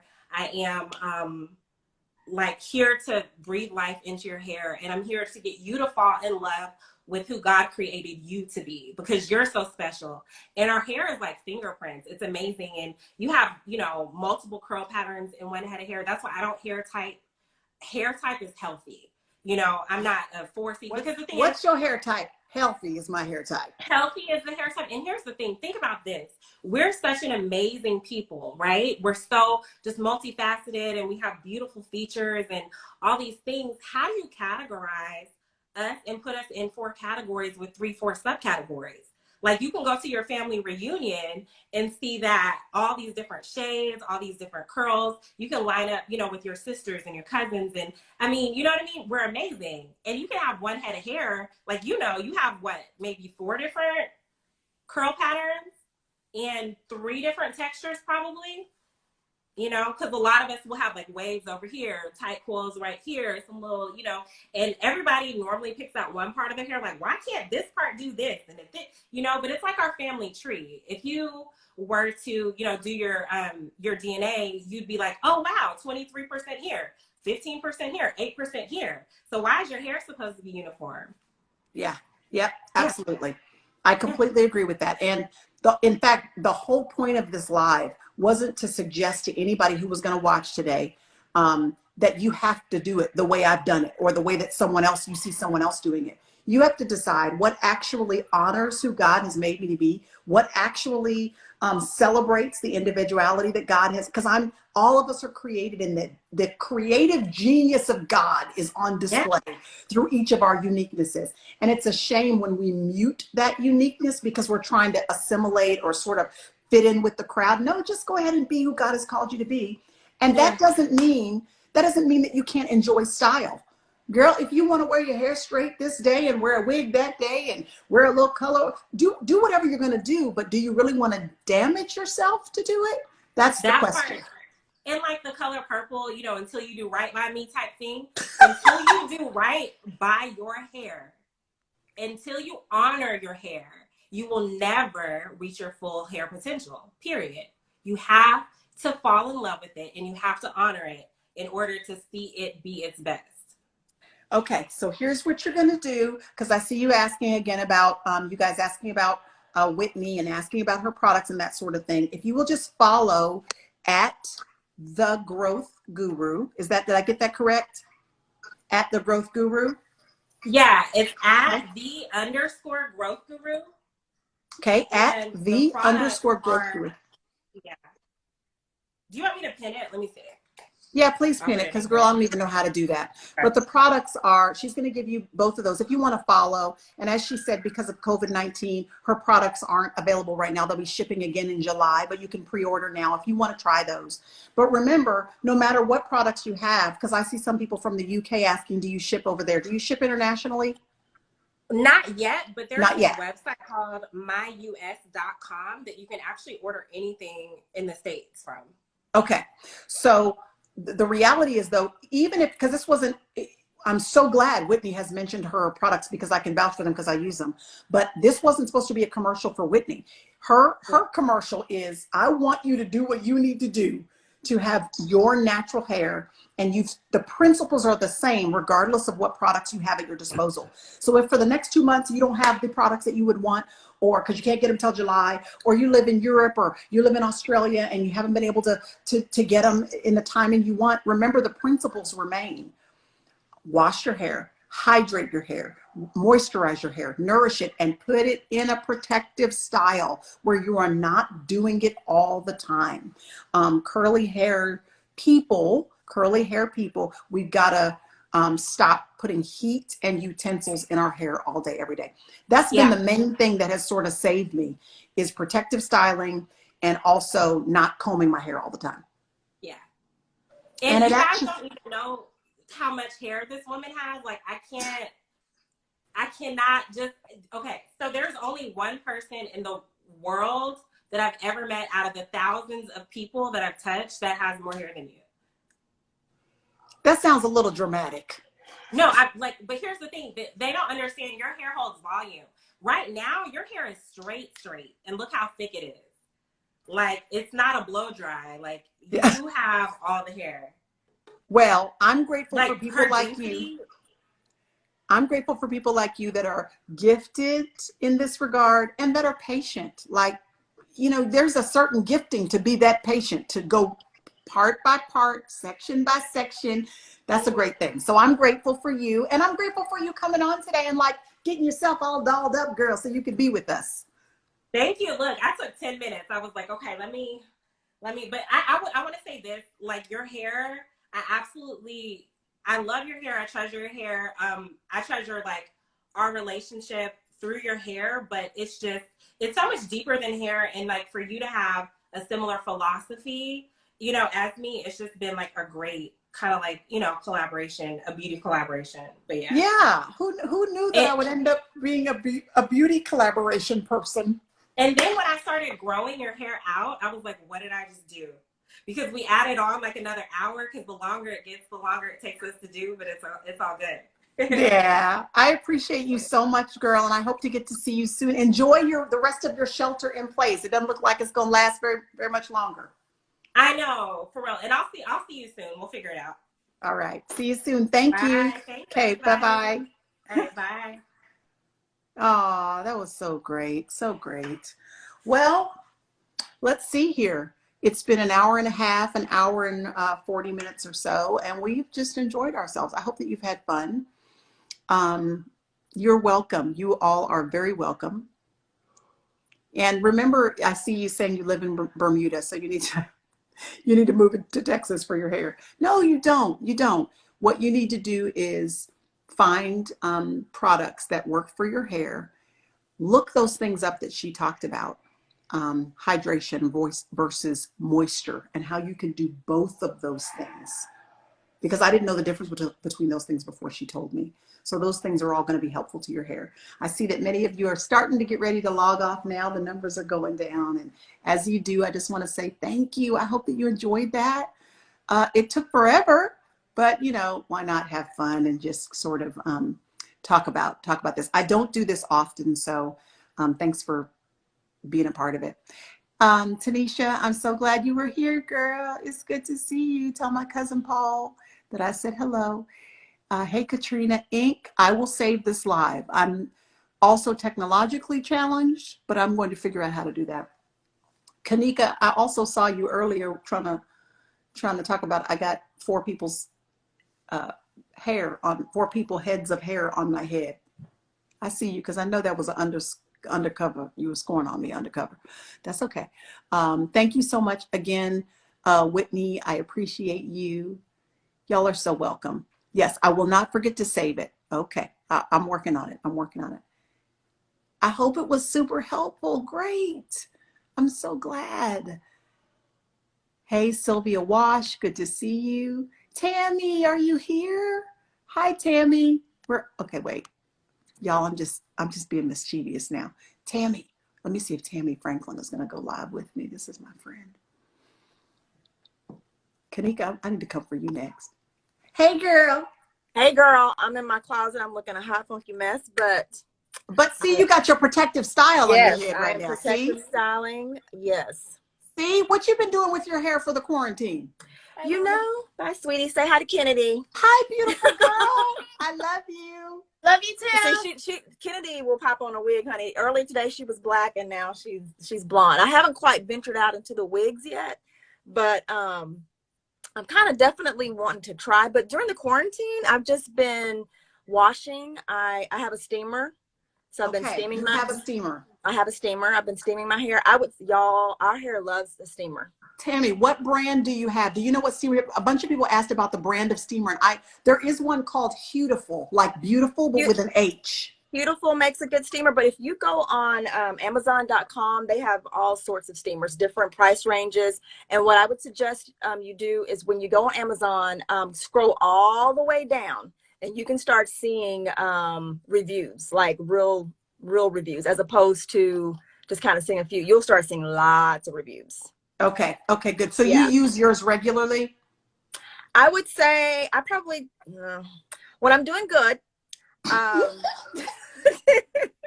probably once a month I steam. That's good. Yeah, about one. I said when I'm doing good. Yes.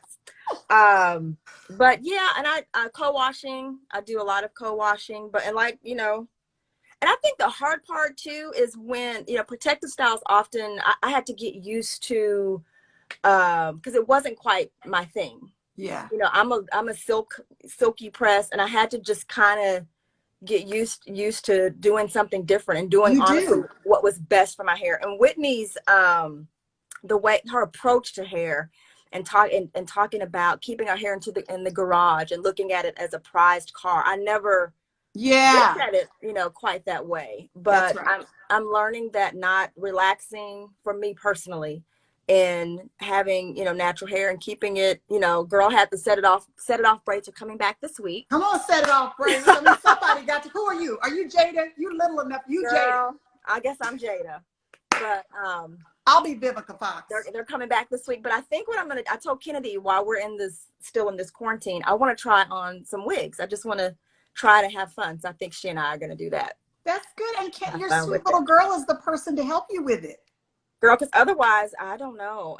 And I'm with you, like learning all these terms and techniques, the difference between hydration and moisture was, I'm still really learning, honestly. Yeah, because the truth is most of us we haven't had to fool with our natural hair since we were like 10. So we all have to relearn. When you decide to go natural, you have to relearn how to do your hair because it's totally different than when it's relaxed. I've been natural probably for about, let me see, my son's 19. I would say probably 15, 16 years. But for the longest, I still got my hair. Straight every 2 weeks. Yeah, you were still straightening it. I was straightening it. And so, not to do that was. Yes. But then you decided that the health of your hair, you could see it taking a toll. And you were like, you know what? I want healthy more than I want the style that I want. Absolutely. Absolutely. I started seeing it taking a toll on my hair, started having some thinning. And you know, going to Whitney has completely, you know, changed my hair, but also too educating myself. I went natural kind of due to necessity, but I hadn't educated myself at all. Yep. Yep. Somebody is asking, is anyone in here tender-headed? I am so tender-headed. It's ridiculous. Are you tender-headed, Tammy? I'm not. No.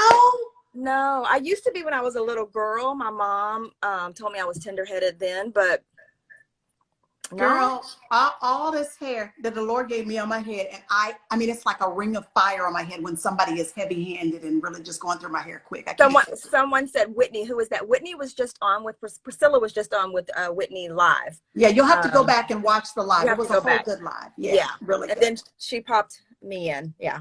Yes, I did. Sorry, girl. Friend, because I'm looking. I literally just got out of the shower. We went and served today, and good. So I literally just got out of the shower and I was watching y'all and I was like, okay, I'm going to accept. Well, I knew that you would decline if you wanted to. So sorry if you felt pressure. No, not at all. Girl, I would have, if I was feeling anything, I would have declined and said, friend, I am not presentable. Don't play with me, friend. I love you, girl. Love you. Thank you for doing this. I mean, I loved it. I literally caught the last 15 minutes. I'm going to go back and watch it again. Enjoy. I'll see you later. All right. Love you, friend. Love you too. Bye. Bye.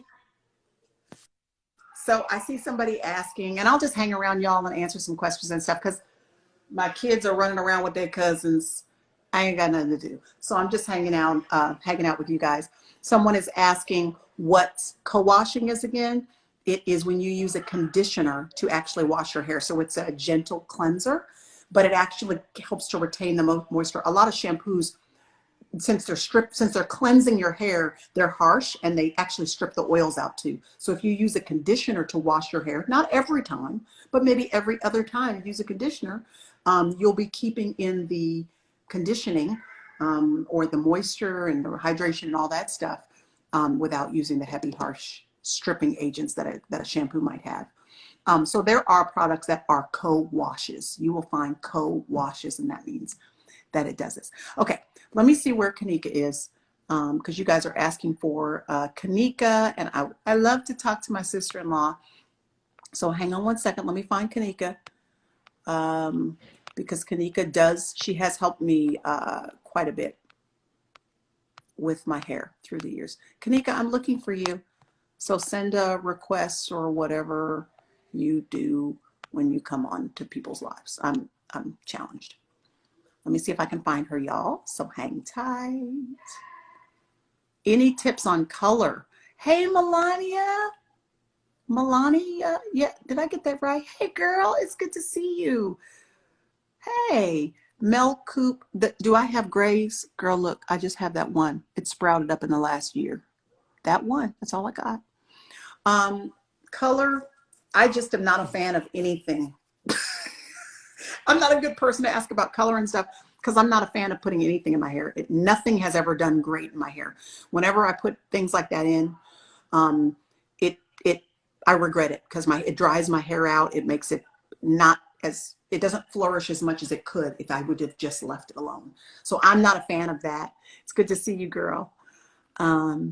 Let's see. All right, let me find Kanika, y'all. She might have already gone. I don't see her. Kanika, holler at me if you're here, girl, because I don't see you. All right. Someone's asking, did I watch the documentary on Madam C.J. Walker?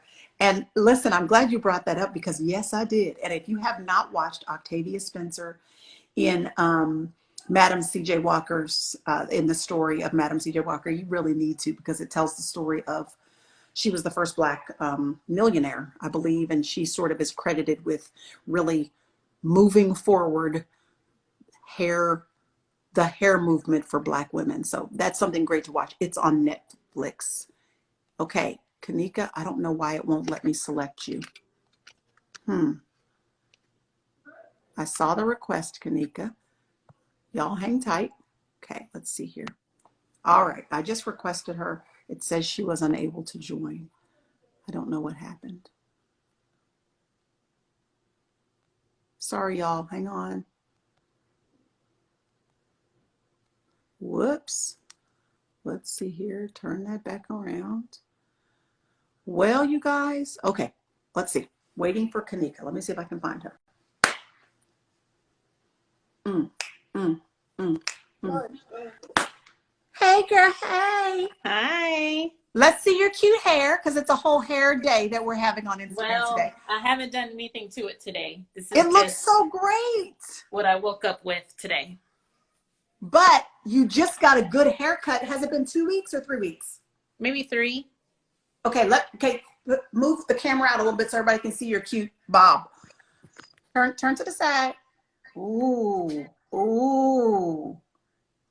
Kanika, it looks so good. Okay, tell everybody why you decided to cut your hair and what your goals are right now. Okay, so my hair used to be long. And I had a baby a little You've had over a 5 year of ago. them. I have 5, but the most recent one was about a little over a year ago. And then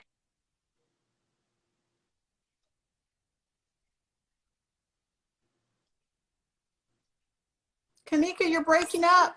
Is she breaking up for y'all too? Uh-oh. I think you might have to go somewhere where your reception is a little better. okay, is it better now? Yes, I think it's better now. Keep going and let's try.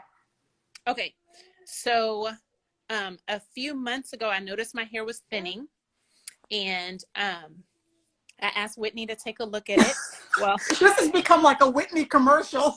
yes, because I have always lost a little hair right after pregnancy from hormones and stuff, but this was different than any other time. So when Whitney And you know looked what? at I'm glad you're mentioning this, Kanika, because I saw a bunch of comments that I wasn't able to get to about postpartum. And the reality is every time, well, me too, but every time you had a baby, you would lose the hair right here at the crown of your hair on either side. Yep. But this time it was like throughout, and that was different for me. And so when Whitney looked at my hair, she says it looked like I had a vitamin deficiency.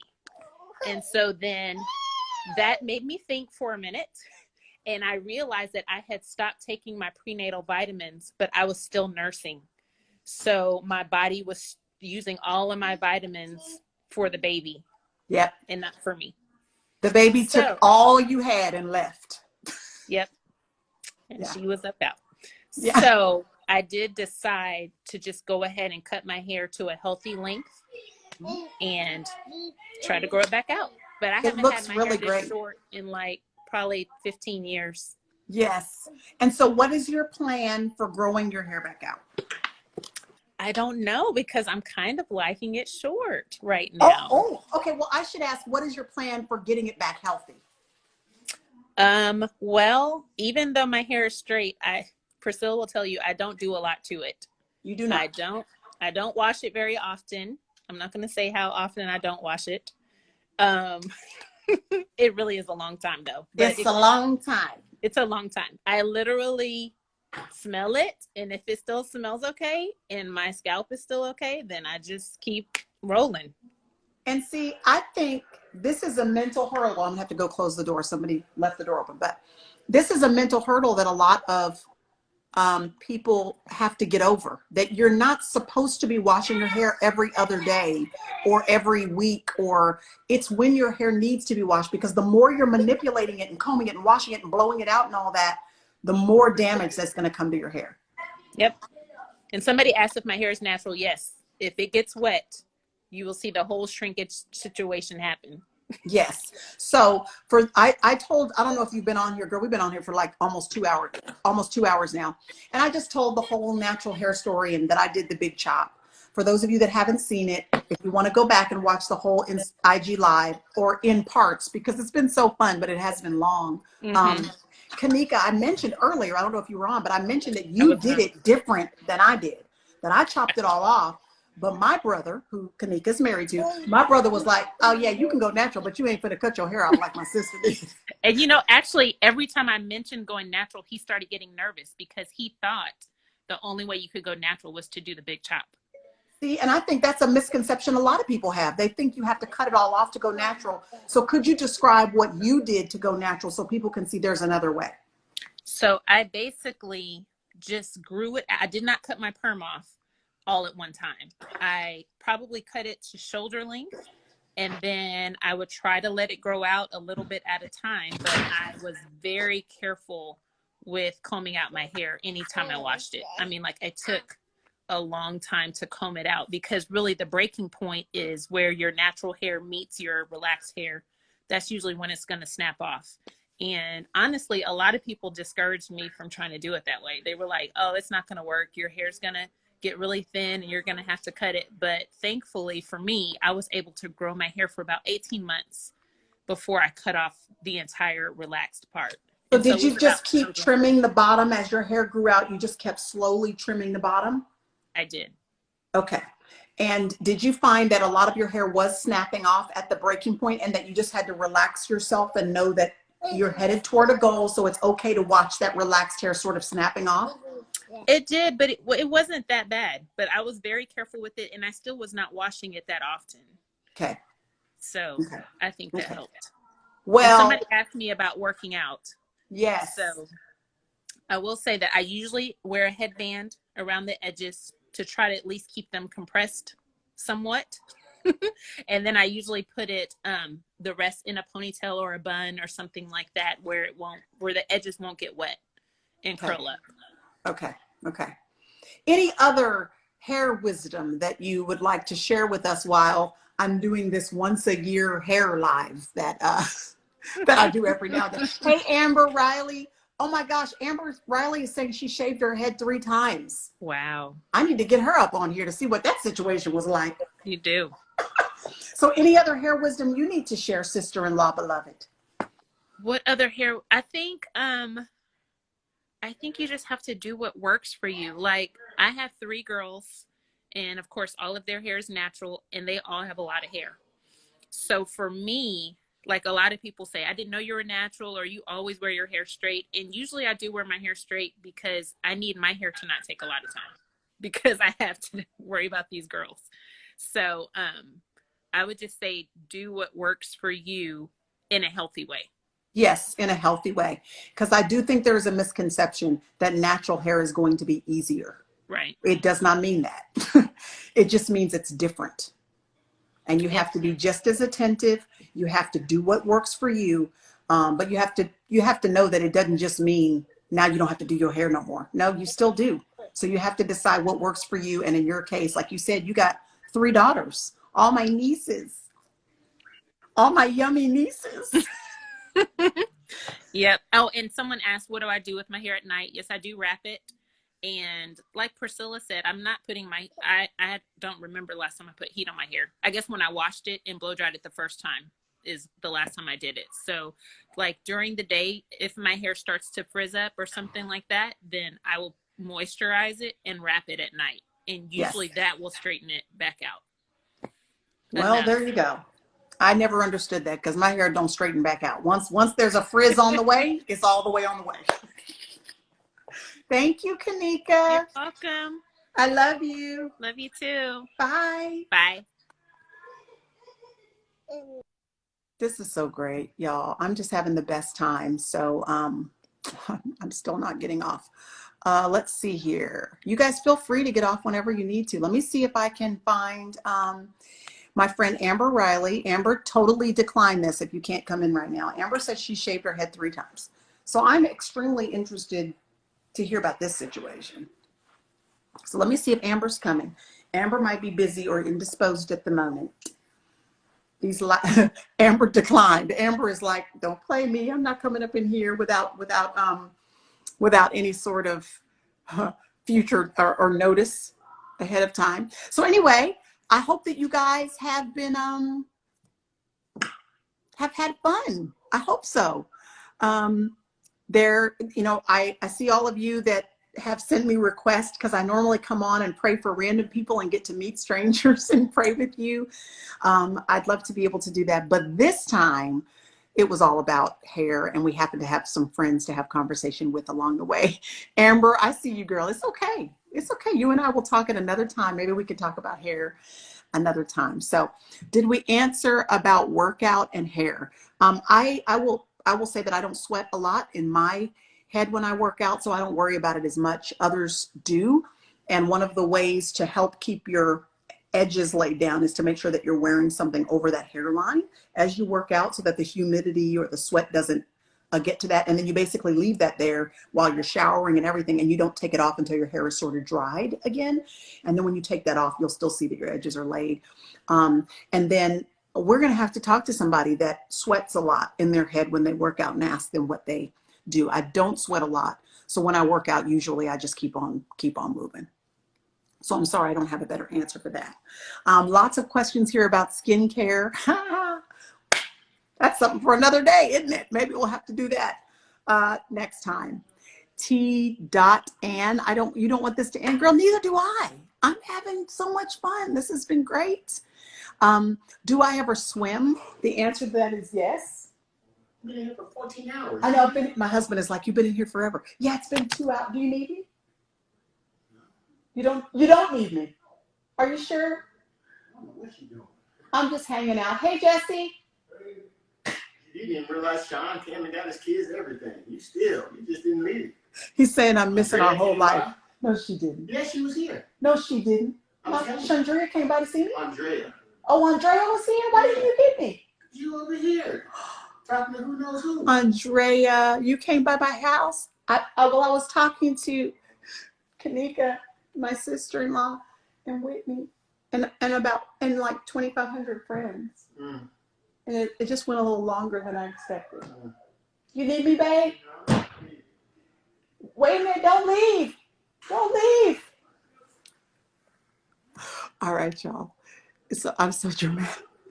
Okay, y'all. I hope that you had fun. I'm going to get off and tend to my family who still live here, apparently. Hope y'all had fun. I'm going to see how to save this, okay, so that it will stay in my IGTV situation. And hopefully other friends who might want to watch it can watch it in stages because it's a little long. See you later. Love y'all. Bye.